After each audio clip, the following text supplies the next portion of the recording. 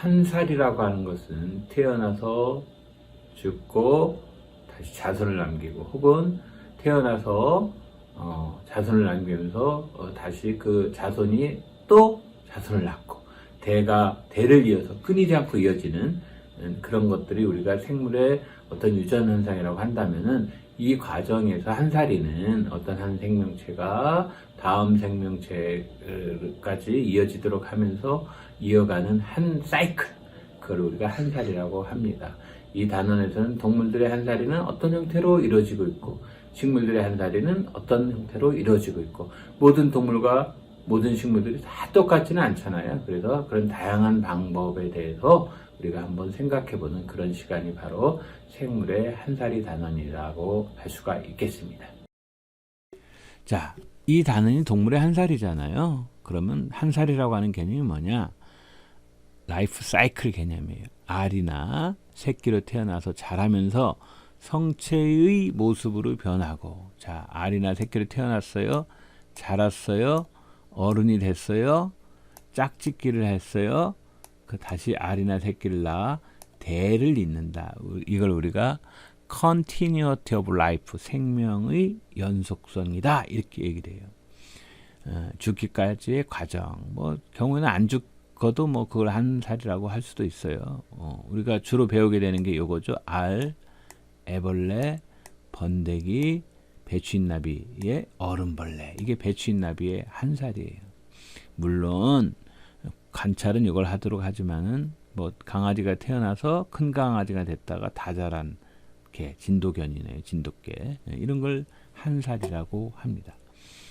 자, 특히 우리는 이 단원에서는 요 배추잎나비를 중심으로 다루게 될 겁니다. 이번 시간의 강의 내용의 대부분이 이제 그 곤충, 그 중에서도 그 배추잎나비를 중심으로 이루어집니다. 곤충은 잘 아시겠지만 머리, 가슴, 배로 이루어져 있는 그런 중요한 특징을 가지고 있습니다. 거미는 어떻게 생겼죠? 거미는 머리와 가슴이 융합되어 있고, 그래서 머리, 가슴, 배 이렇게 두 부분으로 나눈다 이렇게 하죠. 다리도 곤충은 가슴에 세 쌍이 있고 거미는 네 쌍을 가지고 있습니다. 자, 이번 시간은 바로 이 배추잎나비를 중심으로 하도록 하겠습니다. 배추잎나비는 나비목에 속하는데요. 이 나비목에는 나방 같은 녀석들도 나비목에 속합니다. 나비목의 흰 나비과의 곤충이고요. 이 배추잎나비는 세계 곳곳에 산다고 아시면 됩니다. 아시아, 유럽, 아메리카 등에 널리 분포하고 있고요. 그 다음 우리 흔하게 보죠. 들판이나 낮은 산지에서 서식을 하고 있고요. 이 성충 나비는 날개를 두 쌍을 가지고 있는데요. 앞날개 길이가 쫙 펼쳤을 때 약 19에서 27mm 정도, 이 정도로 그 길이를 보여주고 있습니다. 그리고 이 친구들은 이제 먹이가 애벌레 상태는 배추나 무, 그 다음에 양배추, 우리가 관찰할 때는 어디에서 했었죠? 케일이었죠. 케일, 그죠? 케일의 같은 십자화과 식물이라고 그래요. 자, 여러분 잘 보면은 꽃잎이 열 십자처럼 펴 있다, 그래서 십자화과라는 말을 쓰거든요. 그래서 십자화과 식물로 여러분들이 이런 이파리를 먹고 이 친구들이 살아가고 있습니다. 그렇지만은 성충이 됐을 때는 잎을 먹지는 않죠. 그죠? 잎을 먹지는 않고요. 기본적으로 뭐예요? 메밀이라든가 무, 엉겅퀴, 개망초 이런 꽃에서, 여기서는 지금 이제 개망초 꽃이네요. 개망초 꽃에서 꿀을 채취해요. 굉장히 밀도가 높고 고영양 물질이죠. 그죠? 그리고 이 친구들이 좋아하는 거는 엷은 황색이나 보라색 계통의 꽃을 좋아한다고 그래요. 보통 배추잎나비는 하얀색이지만은 암수와 계절에 따라서 조금씩 다르고요. 크기도 봄에 태어나는 그러한 배추잎나비, 우리가 봄형 그러는데, 봄형과 여름에 태어나는 여름형을 비교해보면 여름형이 대체로 봄형보다 크다라고 하는 걸 알 수가 있습니다. 그 다음에 여러분들이 이제 관찰해봤던 알, 지금 이렇게 확대해서 그렇지 점으로만 보이죠. 그죠? 1mm 정도밖에 안 되니까 점으로만 보이고, 보통 이제 알은 5 내지 7일이면 애벌레로 변한다. 여러분들이 실체명으로 봤을 때 이런 옥수수 알갱이처럼 되어 있던 걸 관찰을 했을 것입니다. 그 다음에 애벌레는 알에서 이제 깨어나가지고 애벌레가 막 깨어난 거를 일령이다라는 말을 써요. 일령. 영이라는 말은 이제 한 살 그런 개념으로 해도 되거든요. 그래서 4번 허물을 벗고 나면 오령이 되는데요. 이 오령 때 길이가 한 30mm 정도 된다고 합니다. 그리고 큰 특징이 이제 잔털이 아주 빽빽이 나 있고요.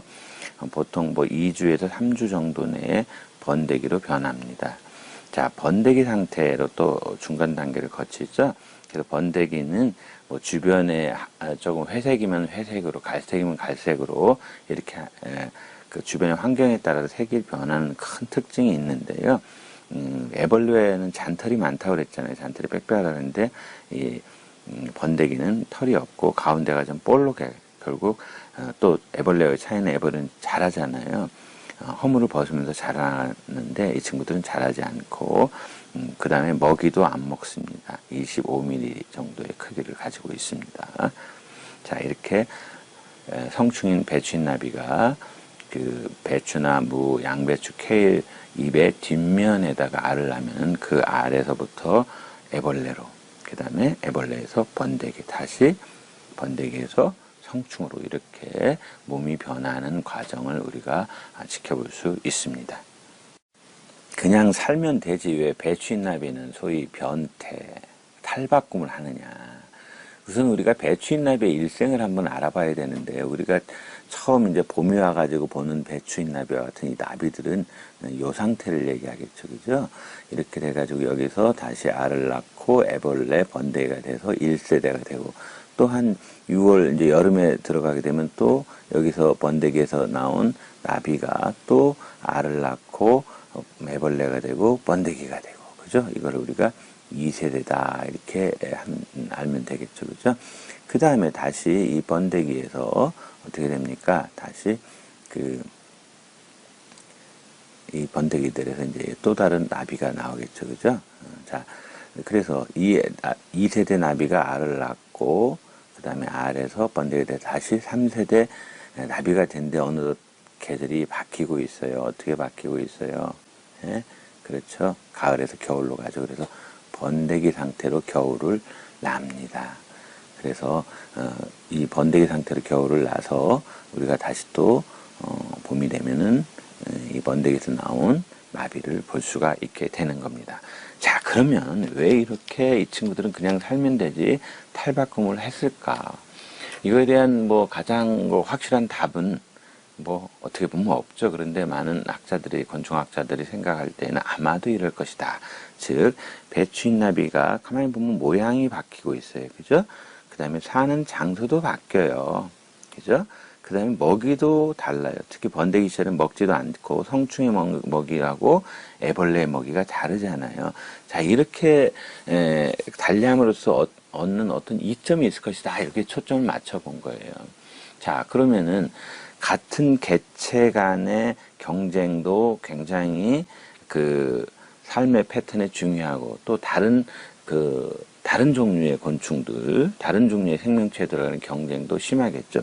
그런데 같은 종 안에서 이렇게 사는 장소라든가 먹이, 이런 것들을 다르게 하면은 적어도 같은 그런 종에서는 경쟁이 심하게 일어나지 않겠죠.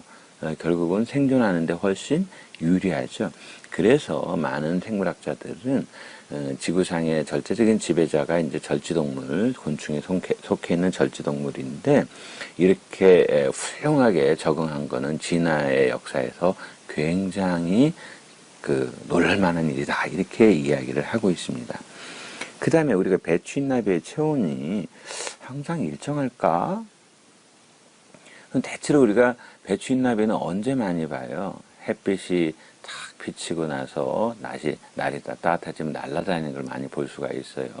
배추인나비는 벼는 동물이거든요. 그래서 체온이 낮을 때는 잘 안 움직이다가 체온이 막 올라가게 되면 활발하게 돌아다니기 때문에 그래서 낮에 우리가 주로 보는 겁니다. 그래서 이 친구들은 정온 동물이 아니다. 벼는 동물이다. 요새는 이제 벼는 동물이라는 말도 잘 안 쓰고 외온성 동물이다. 이런 말을 써요. 외부로부터의 어떤 열적인 공급원을 받아서 체온을 변화시키는 거다. 그래서 외온성이라는 말을 쓰기도 합니다. 자, 그 다음에 배추인나비들은 애벌레 상태에서 계속 허물벗기를 하잖아요. 탈피를 하면서 자라고 있죠. 왜 이렇게 자라느냐. 우리 사람들은 그냥 쑥쑥쑥 자라잖아요. 아기 때부터. 그것의 가장 결정적인 그 차이는 뭐냐면은 이 곤충류들은 뭐예요? 그죠? 뭘 가지고 있어요? 외골격을 가지고 있어요. 외골격. 우리는 뼈가 안에 들어가 있잖아요. 그래서 우리는 내골격이지만 이 친구들은 외골격을 가지고 있기 때문에 그 외골격 안에서는 그 외골격이 감당할 수 있는 부분까지만 성장을 하잖아요.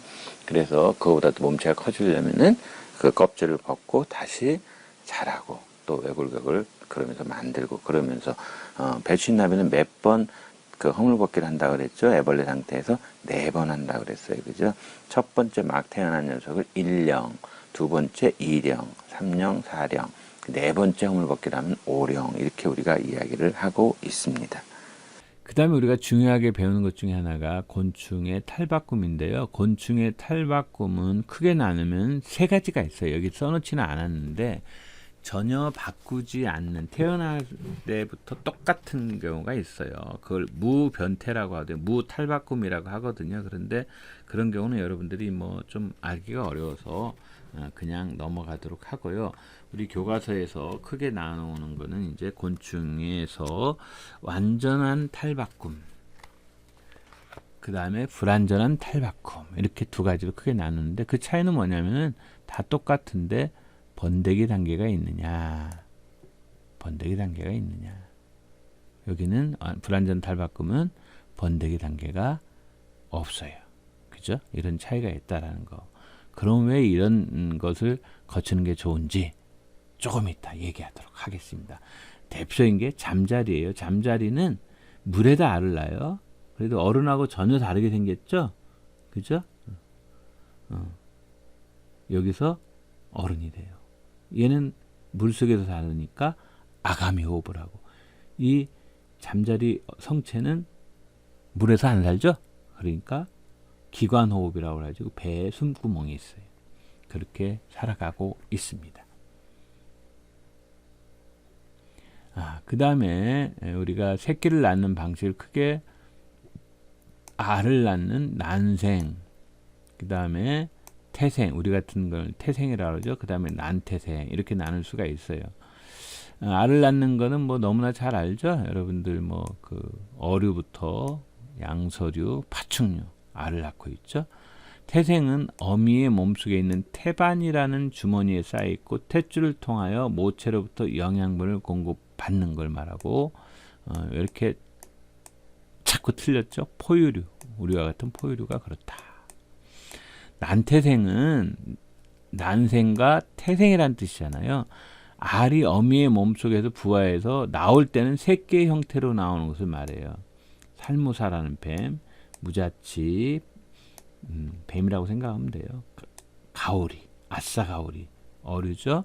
망상어, 집에서 많이 키우죠. 거피, 그죠? 구피라고 그러죠. 노누렁 이런 것들은 어미 몸에서 부화해서, 그러니까 뭐예요?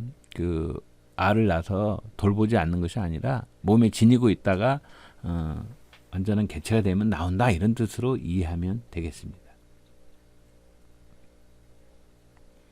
자, 여기서도 알쏭달쏭이 있네요. 자, 첫 번째, 모든 동물이 알이나 새끼로 번식하나요? 여러분들 잘 아시겠지만 대부분의 동물은 짝짓기를 통해서 알이나 새끼를 낳아서 자손을 남기죠. 그러나 히드라라고 하는 자포동물, 플라나리아와 같은 편형동물 같은 경우는 새로운 방식으로 개체를 만들기도 합니다. 그게 뭐냐? 히드라는 몸 한쪽에서 볼록하게 뭐가 나와. 그런 다음에 분리돼서 새로운 히드라가 돼요. 이걸 우리가 출아법이라 그래요. 출아법. 결혼 안 해도 막 지 몸에서 나오는 거예요. 이런 걸 우리가 출아법을 쓰는 무성생식이다. 성의 구별이 없이 된다. 그런데 플라나리아 같은 경우는 유성생식을 하지만 몸의 일부가 절단되면은 각각의 조각들이 새로운 개체가 돼요. 그래서 이런 플라나리아 재생 실험 같은 것도 많이 하고 그랬습니다. 자, 두 번째, 암수가 한 몸인 동물도 있나요? 있을 것 같아요? 없을 것 같아요? 암수가 한 몸인 동물, 하나의 개체에 암수의 형질이 모두 나타나는 것을 말하죠. 그러니까 난소와 정소 이런 것도 있다라는 거죠. 여러분들이 요새 길에서 많은 사체를 보죠. 지렁이의 경우 암수의 생식 기간이 같은 시기에 함께 성숙해서 암수의 성질이라든가 기능이 거의 동시에 하나의 개체에서 나타나요. 그죠? 네. 그래서 암수가 한 몸인 동물도 있다라는 거. 더 재밌는 거. 온도에 따라서 어디서 들은 것 같은데 온도에 따라서 암수가 결정되는 동물도 있나요? 어떨 것 같아요? 많이 들어보셨죠? 많이 들어봤을 것 같아요. 대표적인 게 거북이라든가 악어 같은 경우가 그래요. 악어 중에 미시시피 악어 같은 경우는 온도가 제 기억에 33도가 기준으로 해가지고 온도가 낮으면 암컷, 온도가 높으면 수컷으로 태어나기도 한다고 그래요. 그러니까 거북도 비슷하고 그래서 거북과 악어처럼 부하 온도에 따라 암수가 결정돼서 환경 변화에 적응해서 더 많은 개체가 살아남도록 하는 그런 동물들이 있다라는 거. 그 대표적인 걸로 여기서 악어, 그 다음에 거북을 들었지만 재미있는 녀석이 하나 있어요. 여러분들이 요새는 하천을 잘 안 나가는데 피라미라고 혹시 들어보셨나요? 아유 저런 피라미 같은 녀석 뭐 이런 녀석도 하고 그랬는데 이 피라미는 온도가 너무 높아지면은 암컷 피라미에서 수컷의 특성이 지니기도 해요. 그래서 가끔 보면은 우리가 성의 구분이 처음부터 있었던 건 아니잖아요. 생명체들이. 성의 구분이 가졌을 때 남성과 여성, 암컷과 수컷 이런 식으로 가졌을 때 어떤 진화적인 이점이 있었을 겁니다. 그것은 한번 더 생각해 보도록 하면서요. 그래서 경우에 따라서 이렇게 성이 왔다 갔다 하는 그러한 경우도 있다라고 아시면 되겠습니다.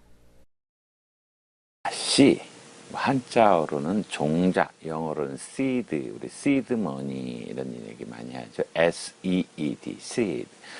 씨라고 하는 것은 식물의 생활사 중에 한 단계인데요. 모든 걸 이렇게 정지하고 휴면 상태에 있는 걸 우리가 씨라고 합니다. 이 씨 속에는 배라고 하는 게 들어있어요. 배는 이게 한자로 새끼 배거든요. 앞으로 본래의 어떤 식물의 줄기나 그 다음에 뿌리 이런 것이 이제 발생을 하게 되는데 그래서 이 배가 싹이 트면 어린 식물이 되는 거예요. 그런데 이런 씨들이 가지고 있는 이 씨가 분명히 식물은 되게 광합성을 해가지고 양분을 스스로 만드는데 광합성을 할 수 있는 뭐 그런 상태가 안 되죠. 그리고 씨들은 대개 이제 땅에다가 이렇게 묻잖아요. 그래가지고 거기서 싹이 트잖아요. 그럼 뭐 아무것도 없는데 어떻게 싹이 터요? 싹이 트기 위한 초기 양분을 저장하는 방식이 씨들마다 조금씩 다르는데 크게 나누면 두 가지. 하나는 우리 강낭콩하고 옥수수를 다루고 있는데 이 콩 같은 친구들, 밤이나 콩 이런 친구들은 되게 배젖에다가 그 양분을 저장하지 않아요.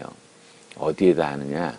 떡잎에다 해요. 떡잎에. 그래서 배젖이 없는 씨앗과 떡잎에 해고, 그다음에 옥수수 같은 경우에는 배젖이 있어요. 그래서 배젖에 양분을 저장하는 씨앗이 있어요. 거기 그림을 보시면 알겠지만 강낭콩의 겉모양과 옥수수의 겉모양을 비교해놨죠. 자, 이걸 쫙 잘라서 이렇게 보면은 이미 배젖이 없는 그 콩 같은 경우에는 어린 잎과 어린 줄기가 될 부분이 있고 어린 뿌리가 될 부분이 이 안에 있고 대부분이 이 싹이 틀 때 사용하는 에너지원으로서 사용하기 위한 떡잎, 양분이 저장되어 있는 떡잎이 이렇게 있습니다. 옥수수의 경우는 어때요? 자, 씨 껍질이 있고 그 다음에 뭐예요? 그 떡잎이 그 강낭콩보다는 훨씬 작게 돼 있죠, 그죠? 조금 있고 그 다음에 싸게 이게 그 잎싸개라고 하는데 한자로는 방패초자라는 말을 덮개 뭐 이런 의미로 거의 어린 잎이 들어있고 그 다음에 대부분이 뭘로 돼 있어요? 여기는 배젖으로 돼 있죠. 그러니까 콩은 떡잎의 양분을 저장하느냐 아니면은 배젖에 저장하느냐, 이렇게 크게 한번 나눠서 생각해 볼 수가 있고요. 우리 교과서에서는 바로 떡잎의 양분을 저장하는 대표 주자로 누구? 콩, 강낭콩을. 그 다음에 배젖의 양분을 저장하는 대표 주자로 누구? 옥수수를 가지고 접근하고 있습니다. 자, 먼저 강낭콩 씨에서 싹이 터서 자라는 과정을 한번 전체적으로 교과서에 있는 사진을 통해서 한번 보도록 하겠습니다. 일반적으로 이제 땅에다가 이렇게 씨앗을 심죠.